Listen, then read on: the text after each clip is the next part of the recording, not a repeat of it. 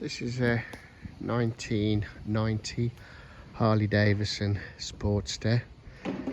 It's an 883, and would you believe, the Deluxe model.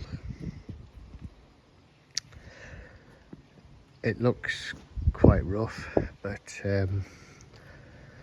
it's all there. It starts well, the motor sounds good.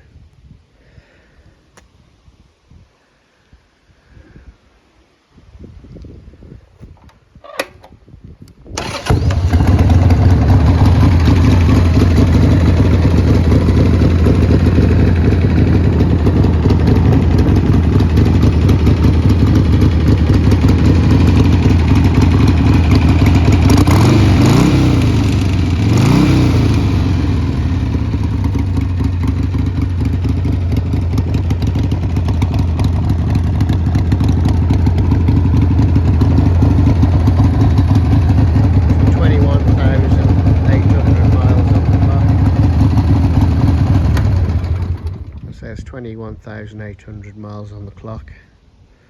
We have rode it. Clutch and gears work. The front brake works, the back brake wasn't working.